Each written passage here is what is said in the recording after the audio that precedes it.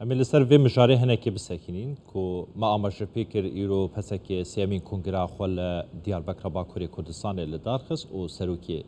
pesekê jî hat guhertin Mesûd Tek werdigirim serokê berê yê pêştir yê pesekê beriya çend saetan serokê pesekê bû niha dev ji karê xwe berdaye kesekê din bûye serokê pesekê berêz tek êvar baş tu bi xêratî ji bo Kurdistan 24 çawa bû te dest ji postê xwe berda te postê xwe radest kir kesekê din hat li cihê te wek serokê pesekê dest bi kar bû. Êvar baş li Amed êvar rêzê îhtiramê me heye bo binerin Rodav TV min postê Kurdistan 24 berêz Mesûd Tek xebatê xwe bernada em li Kurdistan 24 gelteyne bu borine berdewam be belê bu borine îro hinekê ev bin bu borinin li Kurdistan 24 silavê rêzê xwe dinerim belê yani min tenê postê xwe radestê hevalê xwe derînî kiriye ku me sala hefteyî me bi hevra karê xebat kiriye min tenê postê xwe berdaye her di nav refên partiya xwe de xebata min berdewam e û ez her xebatê xwe berdewam bikim. Belê karên kongre çawa derbas bûn îro bi şêweyekê giştî yanî we çi pejirand we behsa çi kir di dehatî da wê karê pesekê çi be di dehatî da li Bakurê Kurdistanê li Tirkiyeyê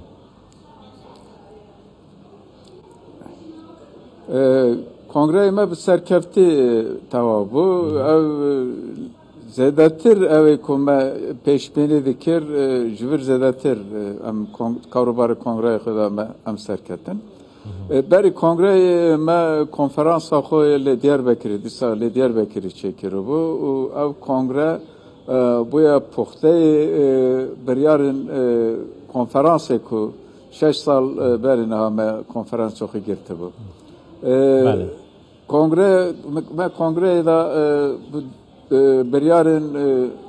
girîng girt ku bestgî bi evê de heye bi rewşa îroya Tirkiye û Kurdistanê heye her wisa bestgî bi yekîtiya hêzên welatperver û demokratên Kurdistanê heye ku yekek li xalên biryarên kongre ev e em bangê hemî aliyên siyasiyên Kurdistanê dikin ne tenê partiyên siyasî alî kesayetên serbixwe û rêxistinên sivîl dikin ku derfetekî li pêşiya Kurda heye em ev derfetî ji dest nedin ji ev derfetê îstîfade bikin baş berêz Mesûd da ku destkeftê me hebitin ew derfeta belê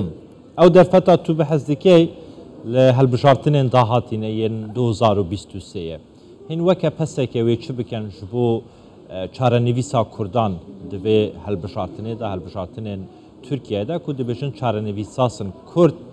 dengê serketiyan yek alî dike dengî bide kîjan alî ew alî wê bi ser bike be di heman dem da sedsaliya komariya Tirkiyeyê derbas dibîtin yanî plana we weke Kurd bernameya we weke Kurd stratîjeta we weke Kurd ji bo Kurdan çarenivîsê Kurdan Bakurê Kurdistanê Tirkiyeyê çi ye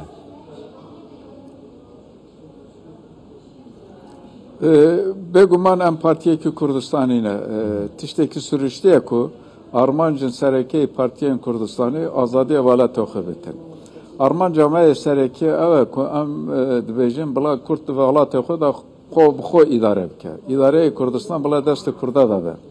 bi gotinekê de em daxwaza mafî çarenûstê dikin û ji bo vê xebatê jî ev 5 salên eskî 5 sale Partiya Sosyalîst Kurdistan karê xebatê dike lê em dizanin ev pêvajiyekî divê ev merhale dikeve destê Kurda ji bo navêyekê jî em divê ji bo her merhaleyekî ji bo her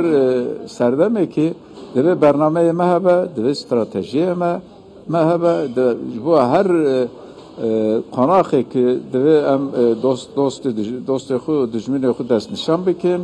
û gel ittifakı bir kere dikin, ji bo çi ittifakı dikin, ev tiştana dest nişan bikin. Ve kongreye me de eşkere bu ki her veki Cenab-ı Teci amaje peda li peşiya Kurda se konakın girinkene yek şivan her veki Cenab-ı Teci got hilbijartin li em hilbijartin tane bu beşleri hilbijartin ve tengeber nakin hilbijartin pevaje ki derece o karime esası pişte hilbijartineye ya konak edi ku li heviyameye o evci goharandına desture yani li Türkiye li ser sistemi idareyi münakaşa heye o bu ve giredaiye mümkün ku gohartına destur civarı meydanı yeki diye evakum dive pırsa kurt breka diyalogu açtiyane var çare serkerine yani dive devleti Türkiye pırsa kurt çare serbike her se konak ki gelek giringin o kurt dive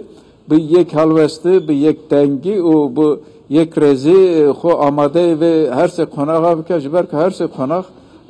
demek ki nezikte çaranı saza eğer kurt ve derfeti dest beder beguman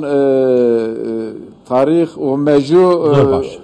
siyasete Kurdi afuna ketir. Bale, برئيس مسعود تك سروكي بري بسكي لباكوري كردستان لآمد ديال ما ويجي لك سپاس.